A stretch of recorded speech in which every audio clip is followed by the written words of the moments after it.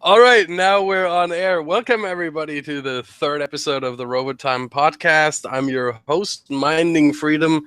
Mark Wazz this time is not with us. He has something else to do probably, but we have some other guests. First off, it's Lex. Click. Then we got Terry Click. and Dr. Manhattan. Click, bitches. And that's our ad revenue again. Thank you for that. Can't say bitches. Come on. What? And we can show fucking. Actually, no. What? Yeah. What is It wasn't gone yet. It is now. Oh man, yeah, that's a great start. All right. Well, what are we going to talk about? I think the first thing we have to talk about is the French election, right? Yeah, France is under Macron now. Macron? How do you say his name? Macron. Macron. Don't say macaroni. I called him Marconi the other day and realized I made him a Dresden Files villain. I was like, okay. That's as close as this is the most I'm going to care about the French election or president for the next, 4 years until the next election. So that's what I'm getting. Isn't it 5 years for them? 5, yeah, it is 5. Yeah. It's some years.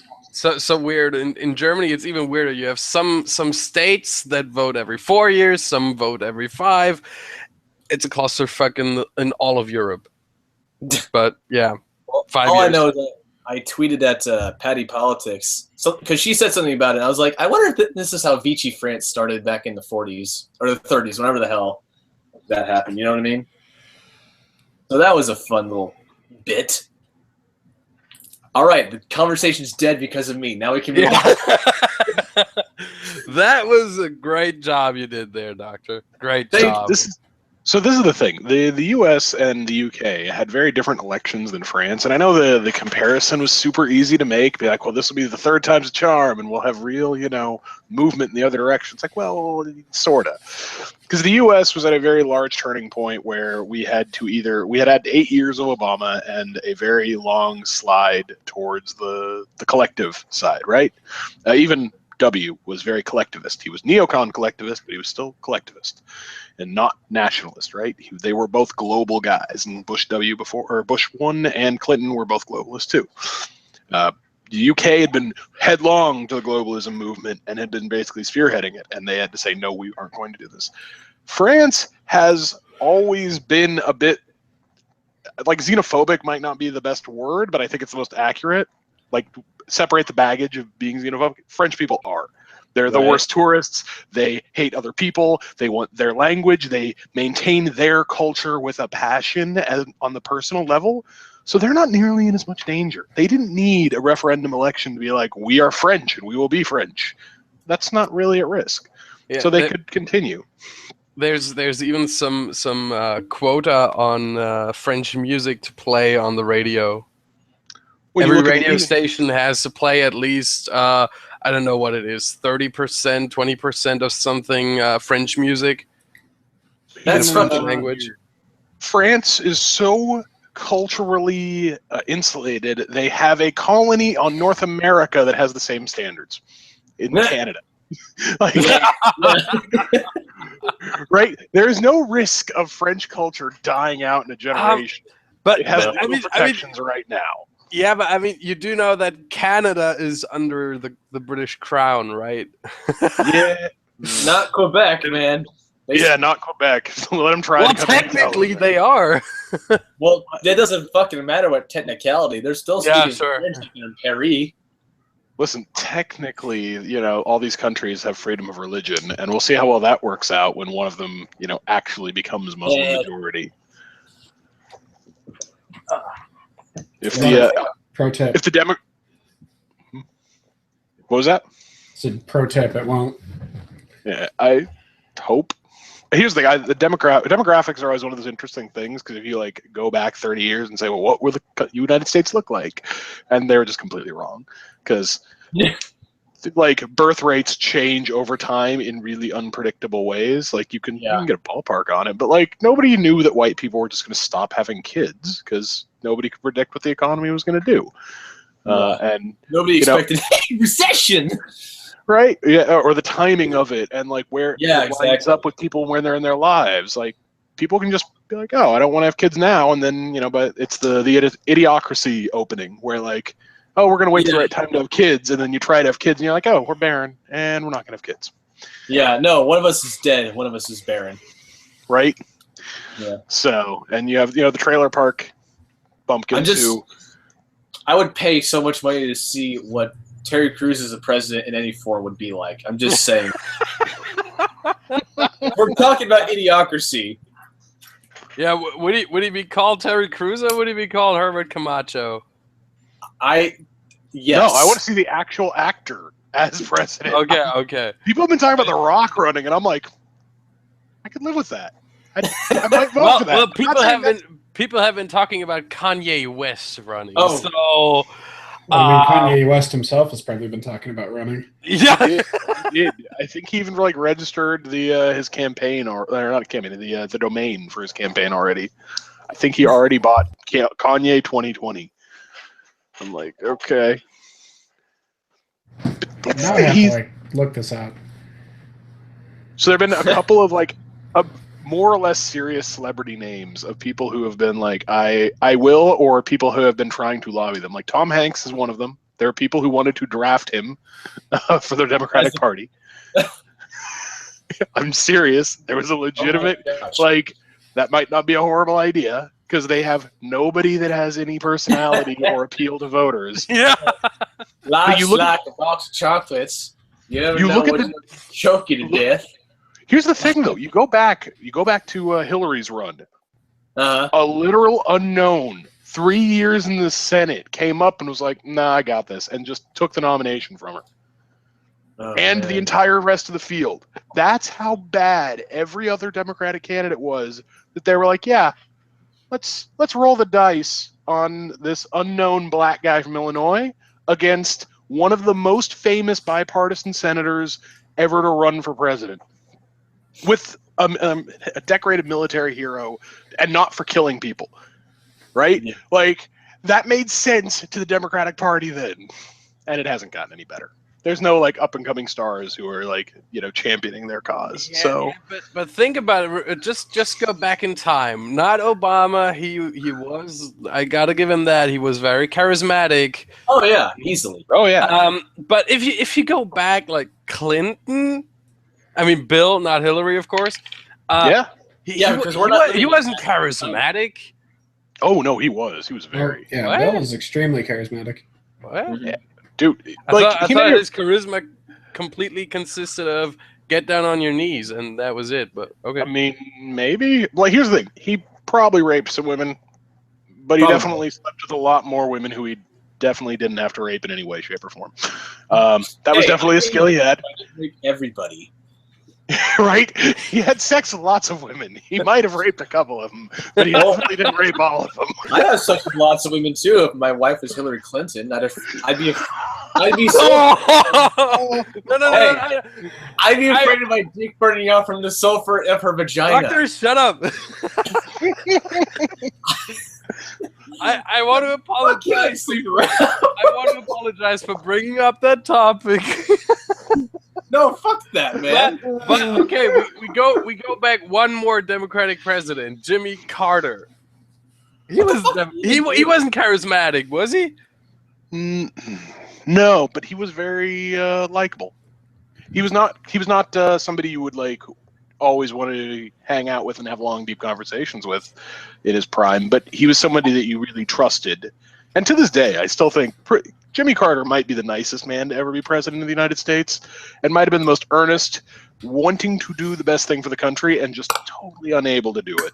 What year did he serve? I can't remember. It would have been 76 to 80. Okay.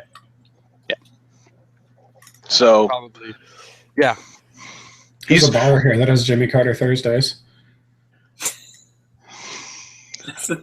What does that involve? I'm not really sure, but it's a bar that's themed after the 70s. I feel like paneling and shag carpet and everything. It's pretty awesome. So Thursday, you got to go and find out what Jimmy Carter Thursday, like what drink special do they have there? Because I feel like there's got to be a joke to this. There's a punchline to the end of this. I'm gonna, you know what? I will find out. I'll do it. For Go to homework science. now. Terry is our resident explorer of his area. The first correspondent. You enjoying your tripod there? Oh my gosh. What else is there to talk about right now? Because Well, I mean, we kind of talked about 5 seconds of the French election, so we can go back to that. Might be a good idea. But I have to say, I was torn. If I was French, thank God I'm not. But if I was, which is equally bad, I think, at this point for you. thank you. Yeah.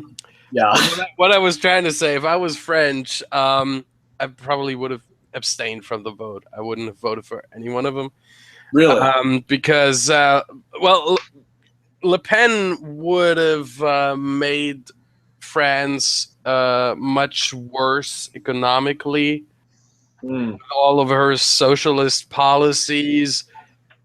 I mean, France is a traditionally rather socialist country, and has been for the last, like, I don't know, 40, 50 years or so. They always voted socialists into the president's office, and well, with a few exceptions, but most of the time. And Macron, being the globalist that he is, I never really thought I want him to be president. There was one guy I really wanted to be president. That was François Fillon. He was third in the first stage of the election, so he got eliminated close. You have to remember that third in this case is like 1 percentage point behind. Yeah, 1 percentage point behind Le Pen, but eliminated. And I think if François Fillon ran against Le Pen, he would have won easily, landslide, more than Macron, probably 70-30 or something, because he would have gotten all the voters that don't want Le Pen, and he would have gotten those that were like, well, Macron, he's too elitist, too globalist, and he would have gotten a lot of people. And I've seen some polls on in German television, but of course they were conducted in France today, and that said, I think I have to look it up. 47% of people said of Le Pen voters said they voted for Le Pen because of Le Pen, and 53% said just to not other way around. Sorry, 53% just wanted Le Pen for Le Pen. 47% voted Le Pen just because not Macron. And the number was even higher for Macron. There were, I think, 64% of Macron voters that said his name is not Le Pen, so I vote for him. So basically, what people did was not vote for a candidate, but most of them just voted against the other candidate, which is, I think, a pretty poor way of making a decision. But, well, that's the way it is.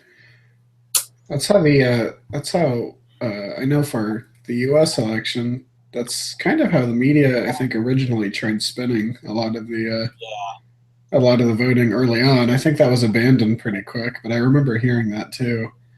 I thought they tried to spin that the Russians hacked us. Well, they did that later, and that's what they really seized on. But initially, they did that. They did that a few days after the election. 2 weeks after they had claimed that the elections were unhackable and that there was no way that voter fraud could ever be an issue. Yep. So that is what they call damage control. See, what I understand, what the Democrats are always trying to say when they say the Russians hacked the election is they're saying the Russians hacked the DNC and leaked that information to change the vote to change the the perception of them and therefore the vote. You know, the best part about that hack too was it was a phishing attack. Yeah. Because John Podesta's email password was password. It's like you can't. Yeah. Yeah. Like, you're the head of the campaign, and your password. At this point, password. you're begging for it, basically. Right. At what like point can you blame the victim for bad security practices? Like, you might as well I have. think every IT professional would blame the victim in this case. It's like Right? Yeah. you're That's told not even for shooting yourself years in and the years foot. and years, use a better password. And he That's continues not to use even it. like shooting yourself in the foot. That's more like taking a shotgun and blowing your fucking knee off, you know? I mean, Right. But here's the dude. thing. Remember, does everyone else remember the like immediately after the first leak of the emails, they tried to deny that they were accurate, right? They tried to say they were fake. Yeah. And then a bunch of IT experts had to come and be like, no, you know, email comes with like a chain of encryption sets that tell us these are all real. These all came from and to your domain. We can confirm that independently because we're not dumb. Yeah. I mean, you and then can fake it, but it's a lot of effort. Oh yeah, that's for that many too. It would have been that would have been the better story is if somebody finds a way to or found a way to fake that. And God, you could do so much more with that. Yeah. Because that's admissible in court. That's fingerprint level. Like we're gonna believe you here. So and then they try to do the same thing. I'm really waiting for the other shoe to drop on the French election to be like, well, is the new president of France about to be indicted for sketchy shit? Because that would be real interesting, and I don't know what French law would say would happen. Oh, you know what? Do any of you know much about that Macron hack? I didn't really see much on it. I've just seen hashtag Macron leaks all over fucking Twitter. I'm like, what the fuck is going on? But I can't. So they claimed that first there was inaccurate information in it, and then of course they came back and said no, same thing as with Hillary's, that no, we can confirm these went in and out of this domain. And then they said, well, we planted fake data in these phishing sites when we got these mails because we knew they would do this. It's like, what? Huh? I suppose if Macron gets indicted right away, I don't know what they're going to do. They'd have to. Would they have another runoff with Fillon and Le Pen then? No, they'll just bring in just do the next two. No, completely new election because by then he would be what's the word? Damn it! Inaugurated. So then we would be indicted, and then new election, all of that, everything from the start. Yeah. But the thing is, the first thing I heard about this was the story that someone from Macron's campaign had 3 packages of crystal meth sent to the National Assembly, to the Parliament. And the first thing I thought was, that's as believable as Donald Trump being golden showered. True. That could be straight from 4chan if 4chan was on Macron's side. I mean, really? I mean, well, I don't know. 4chan did tell us that the OK's hands. Oh, I'm sorry. That's racist. I can't do that anymore. So I do it. Yeah. How was that racist? It's not. No, Terry, don't you know? White power. I don't fucking. I love how people make a joke and it becomes true. Dude, I was asking, what the fuck, Bronx Justice Blogger, if he actually believed that, and he's like, it's amazing how quickly a joke on the alt-right becomes reality. I'm like, no, but do you believe that? Do you actually? I'm pretty sure he does. I almost want to send him a picture of me doing it just to see how pissed off he gets. Because so the better question is that if you knew, if it was a real thing, if Ku Klux Klan members are going around very quietly giving themselves, OK symbols to each other to it's mouth Mark. themselves, hey, and he's like, hey, why do you have a logo? But if they were doing that, and would you stop using that very commonly known symbol that has a meaning already and that you already use? Yeah, no. Yeah. Because fuck those guys. I'm not gonna they're gonna try. Like, what are they gonna do? Try and be like, yeah, we totally thought this up. Mm-hmm. We've just been keeping quiet about it for how long has this been going on? Right? Yeah, that's the thing. Like, it has a meaning already. We all know what it means. We didn't need BuzzFeed or anyone else to tell us. Like, no, okay, it's not right. We just didn't need BuzzFeed. Is what we should say. It is true. We never need BuzzFeed. Did anybody see what PewDiePie said on Twitter? No. He said something like, all this drama with the adpocalypse going on makes me thankful that I can always have a job at BuzzFeed. I laughed so fucking hard. That's a nice one. Oh, they're trying to be serious. It's cute. It really is. See, the funny thing about this is PewDiePie probably has more views per month than BuzzFeed has clicks. Yeah, right. But he's not advertiser friendly, so Good. nobody wants to put advertisements on PewDiePie. Yeah, nobody. Dude, I'll make a company and fucking advertise. Because everyone who's I mean, who are the people that watch PewDiePie? Those are just those poor little 13, 14-year-old kids, and with the parents have no money, they have no money, and you don't need to advertise to them. Nope. Usually, And to be real now, because that was irony, sarcasm, whatever, those 13, 14-year-old kids have a shitload of money. Yeah. Well, actually, I've actually heard from a number of other YouTubers that a lot of times, like, advertising dollars just don't go as far with PewDiePie's audience just because they're younger.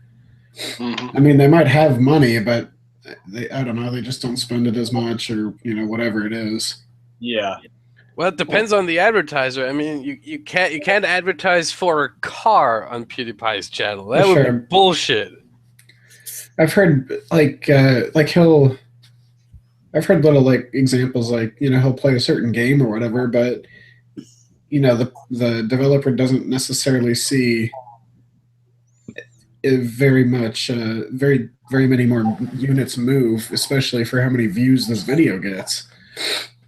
Well, part of that is just PewDiePie's format, is that it doesn't have a salesmanship to it. He's not hawking their stuff. So, like, a bumper ad on his channel probably has a lot more effect, because PewDiePie will clown on stuff that he's doing, like, and be like, "Oh, this is crap," or he'll make funny jokes about it, and you're watching PewDiePie. Lex, I don't want to interrupt you, but Mark, join the call or not, bro? I think he's My network sucks, man. Yeah, I think he's at work. Can you guys hear me? Yeah. Yeah, my network here sucks. So. Like, Then leave. I should be good for another 15 minutes or so. Yeah. Okay. I think we've got the French election covered now. yeah. So I think we can go on to the debate between roaming Millennial and ContraPoints. I haven't seen it, but I know roaming won anyway, because fuck. Like, I look at Contra, I'm just like, no. I'm more excited to see a debate between roaming and vegan gains right now, because apparently he made a video about her, and like, it's got, I think, a sausage and 2 meatballs in the shape of a dick that's going towards the mouth. I'm like, classy. Yeah. You're totally gonna win that one. So I might be alone in this, but I'm actually a fan of ContraPoints, and I'm a patron of its. I legitimately don't know what pronouns they prefer. I just call him a From what I heard, and I can't I have no verification on this, but from what I've heard, it is okay with either he or she. Doesn't matter. I think that's Adam's apple. Because he's what is he again? Is there an Adam's apple than a he? How good is this? What is a gender queer? Somebody explain this to me, please. It's somebody who does not identify as either gender. So they and most of them literally don't care. I think somebody linked yesterday in Roaming's thing the model that, like, does shoots as both a man and a woman, and it's a woman, obviously. Like, she has a pretty ample chest to it too, but you know, some shading, and like from the back, totally looks like just a lean dude. And she has short hair, and like it works. And like she's like, I'm genderqueer, and you know, because she doesn't really express very firmly in either camp, other than the, like I said, fairly pronounced breasts. That's the only thing. But isn't there a chick? Does there? One of the cast of John Wick 2 was that? What was her name? Ruby something? Ruby Rose? I don't fucking know. But okay, I'm sorry. I had to detract because that always confuses me when I hear that. I'm like, huh? But so he makes interesting points in his videos. His videos are pretty well done and lay out an argument, and I don't always agree. In fact, most of the time I don't. But he's definitely like that middle of the road where like, oh, this is what the other side thinks in a rational way that doesn't make me just kind of shake my head and walk away.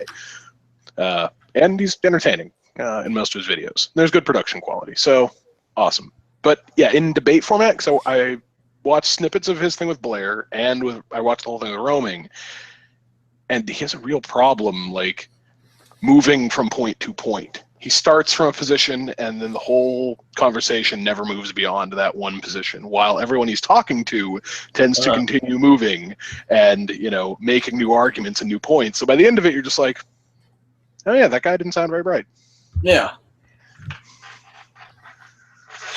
Man. Yeah, I wish I could join in that discussion, but well, I moderated the live chat, and I couldn't concentrate at all on the debate because there was so fucking much going on there.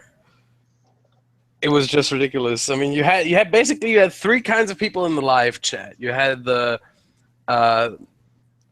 alt-right, four kinds of people. Alt-right, defending, mostly not defending Roaming, but defending Richard Spencer for whatever reason. Then you had the SJWs defending ContraPoints. Then you had outright trolls just spamming and doing shit and shit talk. And then you had the ones who were really trying to support Roaming.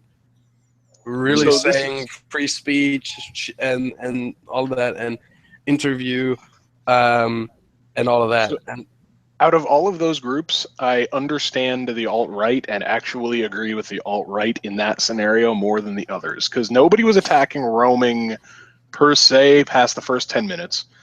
And also, it's on Roaming's channel, and Roaming can defend herself right then and there. She doesn't need anyone to come to her defense.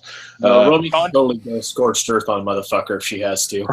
Right, yeah. Contra, it was never under attack from anyone and was the one, you know, provocating this whole thing. So why the SJW felt the need to step up for her, you know, for him makes no sense to me. He was the one forcing the issues that were being discussed. But the alt-right fans legitimately have a real beef with people that I understand, and that they are being called Nazis and being insinuated with these really horrible, diabolical beliefs that result in death that they profess strongly to not agree with. So it's almost like labeling everybody a Nazi is a bad thing. Right? Looking at you, fucking Kevin Logan, or anybody who's ultra regressive. Or minding. What? German. Fuck you! Well, minding's fucked anyway. When did this turn against me? Hey, Ryan. Ryan! Welcome. When did this turn against me? Come on, When Terry. you were born in Germany, that's when. Well, when I started talking about Nazis, it's, you know. Oh, come on. It's a natural jump. Yeah. Oh, man. If you keep going on about this, I might have to embrace this, and I don't want to. Yeah. How did you become a Nazi? Oh, all my really right-leaning friends on YouTube. American, no. Lex, no, Lex. Americans bullied me into it.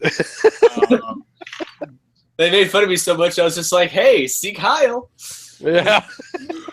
So this is the thing with the debate. There were two real questions going on, and ContraPoints was trying to answer a question that literally nobody asked, which was, is Spencer actually a Nazi in hiding? And Yeah, because he's alt-right and he's a white guy and made some jokes. Like, and literally, they were jokes. Like, anyone who doesn't get that doesn't quite understand what was going on. And, like, the Trump camp, I think Roman made this point really eloquently, the Trump camp earned a victory lap. Like, I'm sorry. They won a campaign they should not have won. Nobody believed it. Nobody understood it in the intelligentsia. Yeah. Only people who got it were like people who were believers from the start. Congratulations, give them their time. But and Roman was trying to make the point that like you talk to these people to find out what they think, and Contra's like, no, we know what they think. We can just label them and dismiss them and fucking God or something. He just knows, man. It's like as Teal there puts it, I know all, and I will substitute my subjective opinion for objective fact. Or as Adam put it, Adam Savage once said, "I reject your reality and substitute my own." Right? Yeah. These people do this a lot, and sometimes they hit correctly with it, and a lot of times they don't. Okay, I gotta ask you guys a question. I don't think I said this. Maybe I said this in just like in the Discord. But do you get the feeling that a lot of these regressives who are saying that, oh, this person's a Nazi, or oh, this person is like a racist or something like that, do you get the feeling they were bullied a lot and they can't understand a joke, or they just really never outgrew that mindset of, I'm in high school and I want to fucking fight someone? I think that's just because it's from the beginning. I mean, now, even it's elementary school, you're taught to you're not taught to really think properly. You're taught one worldview, and if anybody disagrees with you, respond violently. Yeah. Because you're not taught to hear another position and, think through it and talk through it. You're just taught dismiss. Right. And it's a religion at this point. So it's at first you just dismiss, and if it keeps propping up, then you go violent. Yeah. So I do wonder if there's something more to it that a lot of these people never learn to create physical violence. They only have this sort of tete-to-tete where they run to teacher, or all their confrontations are serpentine, or they'll go to teacher, they'll go to friends, they'll get social groups to apply pressure. But whereas especially, and this might be why there's a big gender divide between these two sort of attitudes, is that, well, guys fight. A lot of them, especially. We go throw some fists, and you learn really quickly that that's not a great solution to all life's problems, because even when my you win nose is bent because of that. Yeah. Right, but even winning fights hurts. So no, I fucking lost that one, but your point stands. Right, so you don't want to do it. What did you say, Mikey? I said you look like you lost it. Yeah, fuck you. You're a Nazi.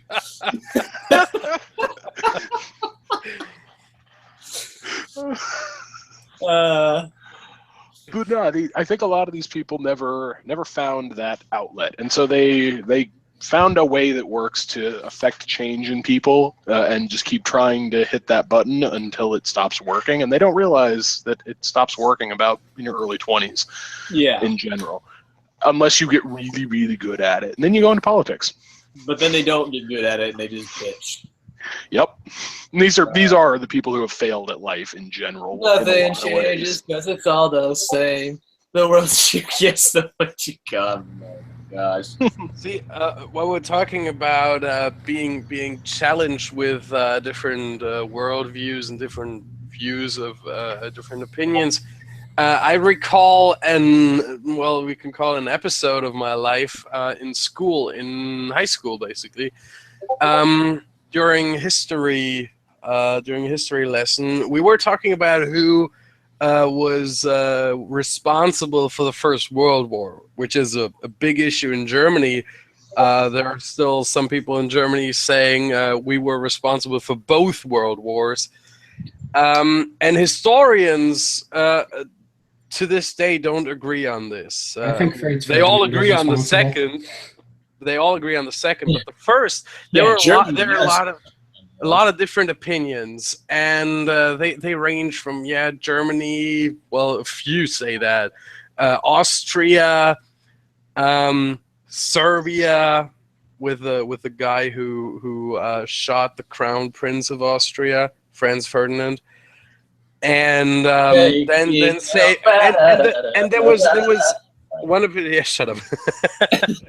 And there was one. We got during this history lesson. We got 5 different texts from 5 historians who were all arguing their opinion. Fuck. One said Austria is responsible. One said everyone wanted it, and so on and so on. And we worked through this multiple lessons. We didn't just have 45 minutes to go through it. That would not be enough. But that was what really shaped my idea of how we should deal with things. Always try to get all different opinions. Right. Look through them and then think about what could be your own. And that's what really influenced me a lot. Mm-hmm. And just to wrap that up, I think everyone wanted it. Was it one of you guys who linked a video talking about somebody who said that because we're getting so much further away from World War I, that we don't have that generational connection, so we don't have anyone who lived through it, right? So that makes sense. I can see that. We can talk about what caused World War I without that emotional sort of oh, it was a horrible war, and how dare you question, our motivations in it. It's just the right amount of time for us to be disconnected from it for any reason other than historical context, basically, right? And World War II is coming up on that point too, where we're about to lose the last couple of veterans in that, and now we're going to be looking, and we're going to pretty soon start losing their children of the people who were directly affected by it. Yeah. Yeah. And then we're going to have a real question on our hands of what is history going to look back on and say what was the root cause of World War II, and could it have been avoided, and what were the real fallouts from it? And then we're going to have to put that one in the books forever at that point, because when we did it with the Civil War too, even post reconciliation, it was still a lot of states' rights, but that was where the firm narrative of this was about slavery came in, and that persists to today, right? We never went back and tried to make that argument again, and we sort of all just, the U.S. at least, let their country become a national monolithic system after that point. And we might do the same thing with World War II, where we sort of become a Western monolithic system because of it, between Nuremberg and the UN. And that's the danger. That's what everyone was sort of worried about when they talk about globalism with the UK and Brexit. See what I'm worried about in terms of the U.S. and all this being further away from World War II is, I think we all agree on that the U.S. entered the war and fought the Nazis was the right thing to do. Oh yeah. The thing is, this whole anti-military sentiment that is gaining traction in the U.S. Could gain more traction when people forget about World War II, because World War II was the best way to say there is evil in the world and it needs to be fought. Well, but then that comes down to the question of at what point, when did it become good for the U.S. to come in? Because if the U.S. had come in at the first provocation of violence from Germany, I think we would have had a very different, we never would have had the Holocaust, but we would also, we would never have ended up. The whole war might have ended a couple of years early at that point. Yeah, but it would have been, military interventionism from, imperial United States, and it would only have provocated that whole line of thinking earlier. I think it goes back to the whole, I don't know, don't poke the sleeping bear kind of thing, or you know what I mean? That's a really... Well, Germany followed that to a T. They never even attacked the U.S. They were even making overtures of peace right up until Japan bombed. Yeah, then they were like, "Damn it, Hirohito." Germany learned from the First World War when they accidentally shot a U.S. ship. Lusitania. accidentally, quote unquote. Yeah. Well, that's what we're taught in Germany. You fucking shot that thing. Don't say accidentally. So if you guys don't know, there's in the U.S. at I least, didn't. a massive conspiracy theory that the United States blew up the Lusitania themselves to have justification to enter the war. I don't want to care about any. Oh, fuck. I thought this Conspiracy. 9/11 conspiracy type bullshit was just only 9/11. You're telling me it goes Nope. back to World War I? Yeah. God. Dude, it goes like there are Oh! people who think the Lincoln assassination was a government operation, man. Like, and not the Confederacy government. I mean, like the United States government. Who? The Like- people who work on ancient aliens? I mean, yeah, like those are the kind of people. Listen, conspiracy theories do not sell if they don't have interesting people telling them who know how to craft the narrative, right? That's So, fair, yeah, it's going to be very much the same type of people who write ancient aliens as who make conspiracy theories. And they're going to sound really familiar because it's the same technique. You take a bunch of things that are all true, put them into a big pot, and pour it out, and you're like, oh, this is a thing. But Yeah, sorry, maybe take one thing or two that are, well, borderline true. Let's call it that. That are alternative facts. right. And that But, works just Sorry, too well. I derailed you there. I just always find that funny when people are. Yeah, but anyway, yeah.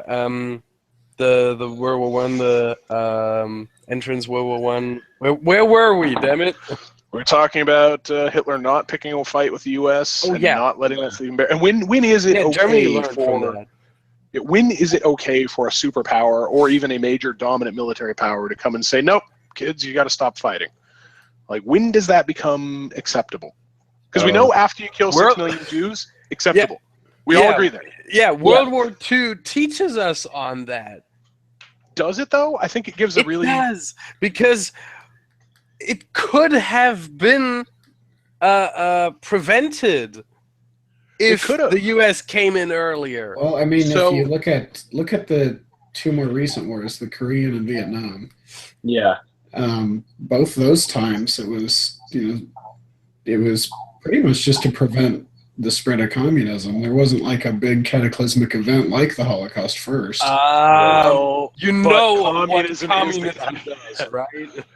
Like, here's the thing: you have the Ukrainian genocide, which is was a direct result of the USSR's communist regime, right? That should get notched down in the same way we notched down the Holocaust for the Nazi regime, and the same way that the Armenian genocide gets notched down for the Turkish Ottoman Empire, right? These all are attributed to these systems of government that really incentivize pushing one group of people into a subservient role and taking blame for a whole people's problems, right? And that's how they justify it in their own minds. That's exactly what happened, and we don't give credit there. And so we can say Vietnam was a war that probably did save a lot of people from dying, and Korea even more so. No, I agree with both of them. I'm not taking an opposing view here. But this is what I'm saying. Those are much fishier areas to be like the U.S. did good here, right? And Iraq is even worse. Like, we went in so early in the progression because Saddam Hussein's kids were fucking lunatics who would have killed millions of their own people and probably started a war in the Middle East. They would have made Kim Jong-il look really, really stable. So would that have been even worse? Did we prevent something really horrible and we just don't know about it? That's so hard to do and justify, and at that point, you can justify anything. We might as well invade France tomorrow because they're going to be the rise of the Fourth Reich will be in Paris. And then alternate history hub comes along and gives the speculation. Right? This thing. So that's what I'm saying. I'm pretty sure. Sorry to interrupt you there, but I'm pretty sure that a lot of deaths were prevented with the Vietnam War and the Korean War. Yeah, I mean, we all know that communism and genocides go just as much hand in hand as Tom Brady and Gisele Bündchen, right? I think everyone in this channel agrees with that. I don't know if that's a universal. Well, we're right, so principle. Here's the thing, but remember, the left thinks the right are Nazis, the right thinks the left is just wrong. destroying the Nazi regime after they kill 6 million Jews, morally acceptable for almost everyone on Earth, right?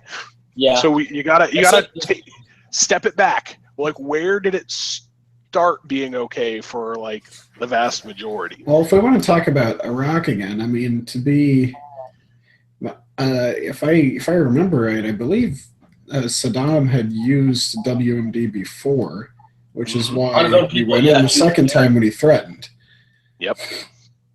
Yeah, he was killing his own people in the early 90s, wasn't he? He did.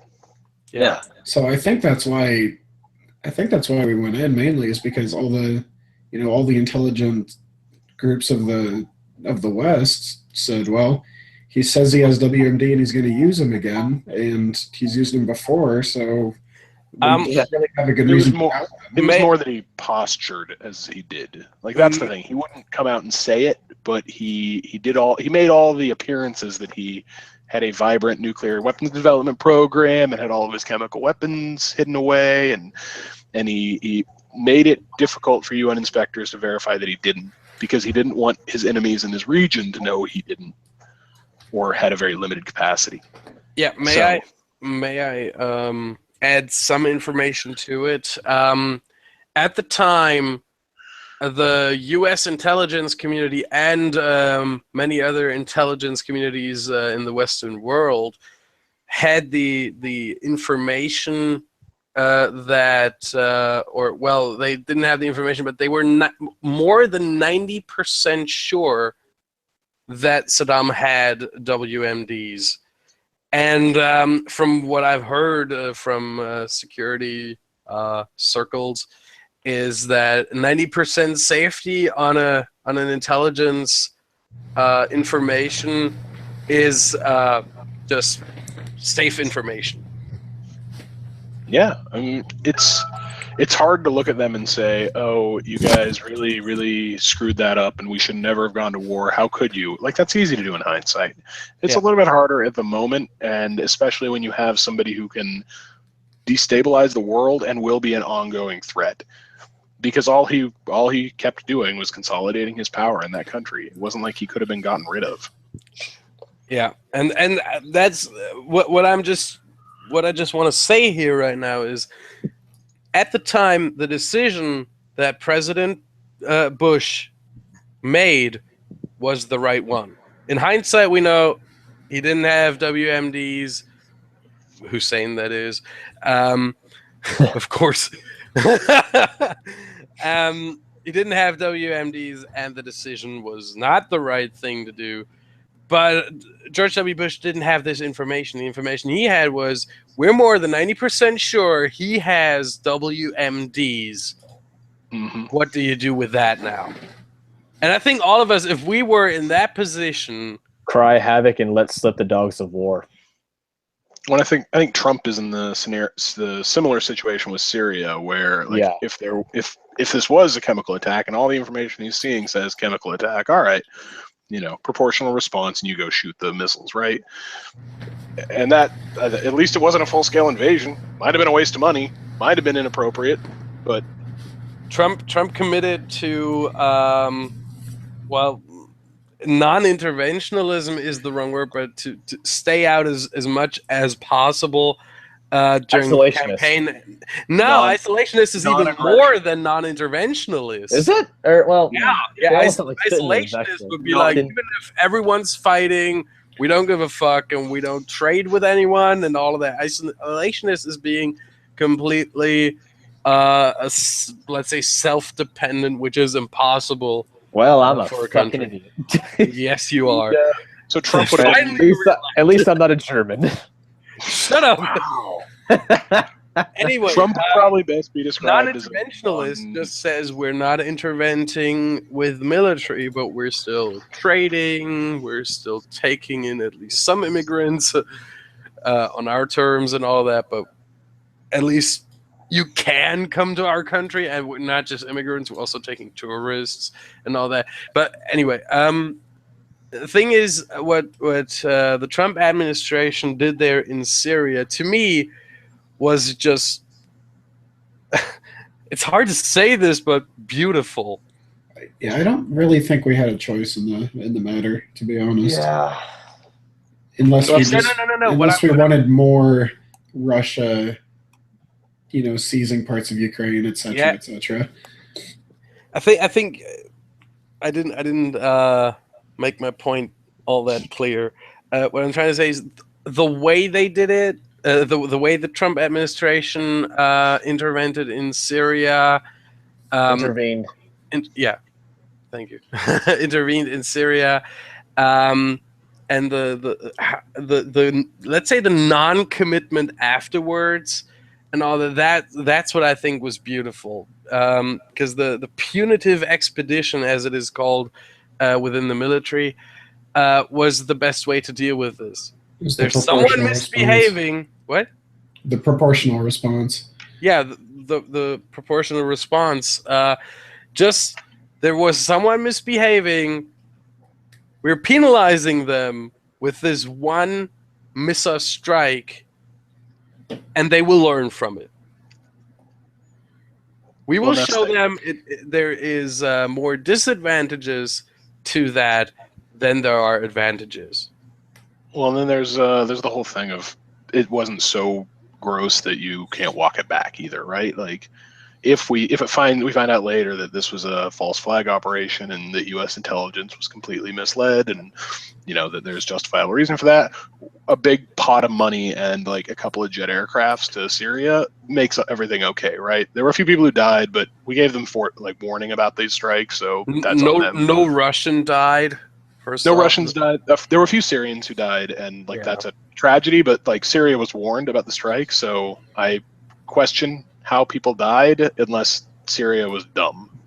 You have to be really retarded to be like, yeah, the U.S. is, sending a missile strike at this base. You guys might want to clear out. Do we know how early they were warned? It was a few hours, so they had time to relay information. The base was supposedly evac, so like that's all the information that was coming out. Even Syria said that.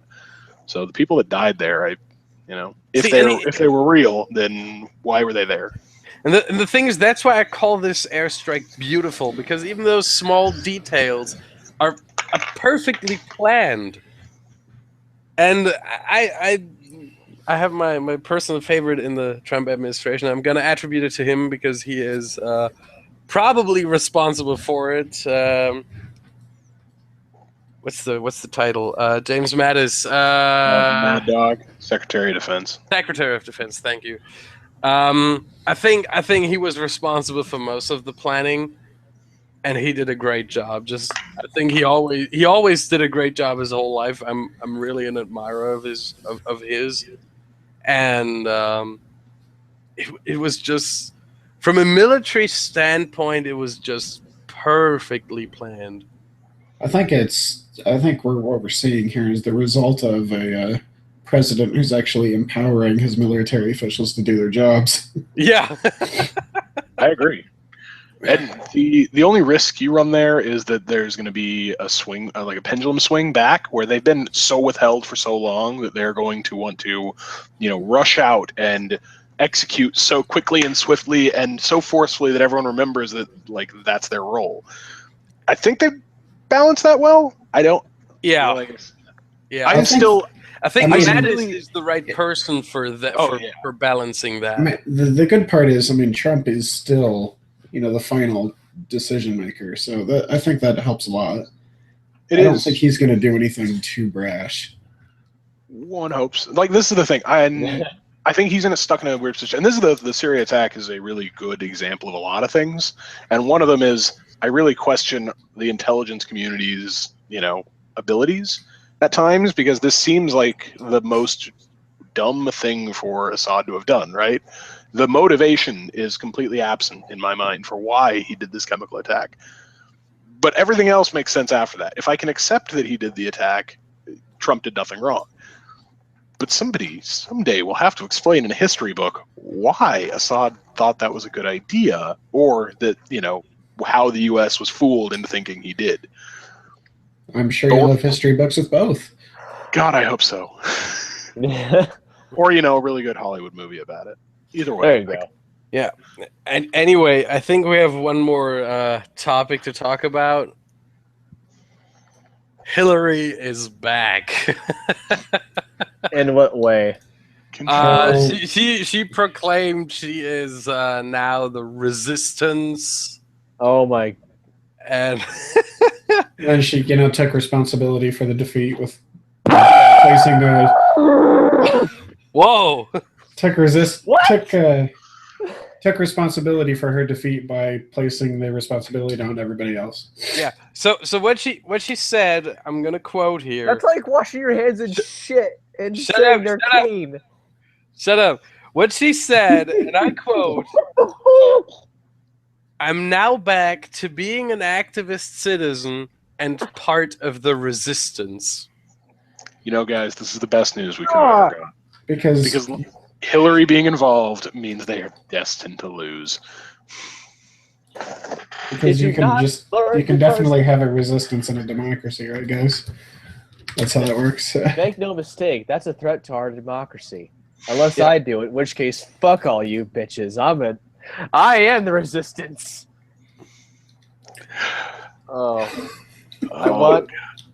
She is a cringe. Minding, I want you to come here. I want you to do something horrific to kill me. Okay?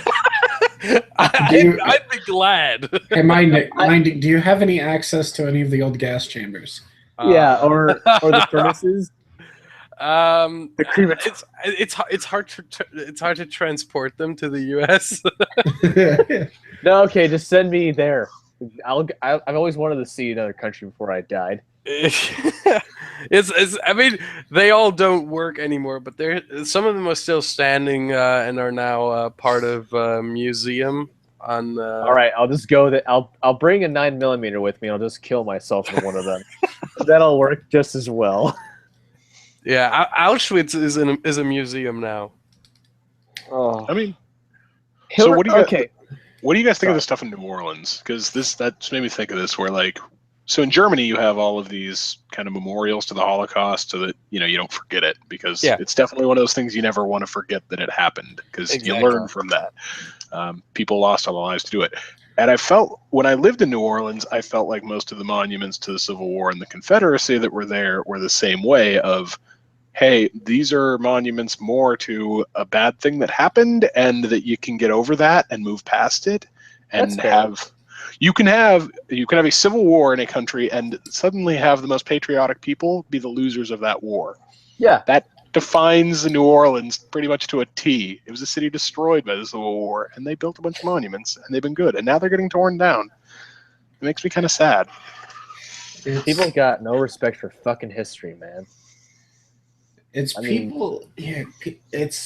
of the current, I don't even know what you'd call it, some part of an SJW's trend that they're so distraught by imagery. It's like, I mean, when UC Irvine, they banned the American flag from campus. It's like, and I think Davis is about to do the same thing. I'm fascinated by how this whole thing is just turned around on its head.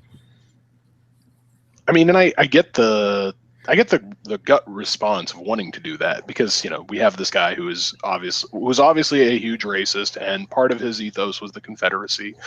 And okay, you definitely want to send him to jail, yes, but you want to discourage anyone from ever doing that again, right? Knocking down a few Confederate memorials might be enough. I think somebody would definitely think really, really hard about, if they're going to destroy part of that history that you hold dear, then maybe you won't go out and kill 8 people. But that seems like a really disingenuous thing to hold hostage. I don't know. I guess it's practical, at least.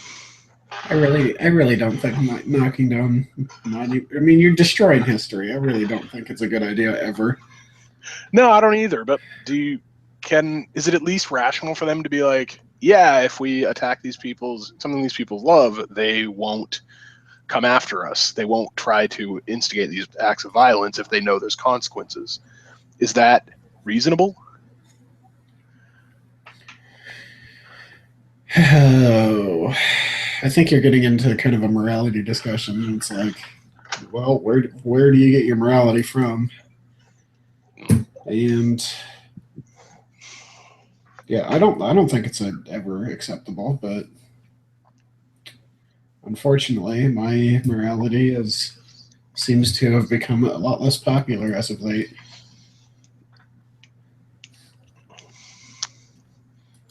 Blah. That's my contribution. Yeah, I think we've run our course now. I think so. It's Yeah. been about an hour, so Yeah, we're pretty much an hour into the stream. 59 Whoop. minutes and 54 seconds, which is Oh, just man. basically perfect timing. I mean, Oh, let's be wait. honest. Is that You hear right? me? Can you hear There me? he Now we is. can. There he is. Oh, That's really weird. I mean, I thought I was talking the whole time. And no. All right, play us off, Ryan. I was talking the whole time. I had no clue. Ryan, that was the perfect timing. All right, play us off, Ryan. You're the final. You're the final voice. You want to give your thoughts? What? Sorry. I just lost track of everything because I was trying to fix the mic. Oh, Do you want to we're give your just wrapping thoughts up. on everything as we wrap up? Yeah. Oh, well, tell you. What are your thoughts on Taco Bell? I think I joined at about 9:40. So I was here for about 20 minutes. So What are your thoughts on Taco Bell? well, I can tell you that I like it, but it's 2,000 miles away. So. Riveting. You know what? Once I get on here, it's just terrible. I can't say anything. Can't think of anything. We just got to find a way to speed up that connection so you're not like. Vamp, Ryan, vamp. Yeah, I'm gonna figure this out eventually. You know what? I was gone out the whole day, and I didn't realize what time it was. It's all right. So, We'll be yeah. back next week. Yeah. All right, well, Yeah. stay podcast, everybody. I think that's it, and Yep. we're gonna be back next Sunday, similar time. We will see. You will see it on our channel. I think we should make two more. I need the English word. Two more references, probably, to other channels who are starting their live streams at 3 a.m. Central European time, which is 9 p.m. Eastern. First off, there's Blair White talking about, what is it, 4chan, right? When does she start? She starts 9 p.m. Eastern. Both that I'm trying to talk about right now are starting 9 p.m. Eastern, so in like 25 minutes. Blair White talking about 4chan and something. And we've got Beauty and the Beta, Matt Christensen, and Blonde in the Belly of the Beast, talking about the French election, Obamacare repeal, and more. Whatever that more is. I think it means it's other garbage things. like we're talking about. How Yeah, can they talk basically. about more? But with more structure, Terry. Where's the fun with structure? Yeah. Well, okay, what we lack in structure, we also lack in women, which I think Beauty and the Beta and Blair White both kind of own us on. Yeah. Yes, sort of. 100%. Even if some of these women have penises. That reminds me of a funny. And on that note, I think it's perfect to end this stream. Have a good evening. Have a good night. All right, we're ending with Taco Bell and trannies. Later.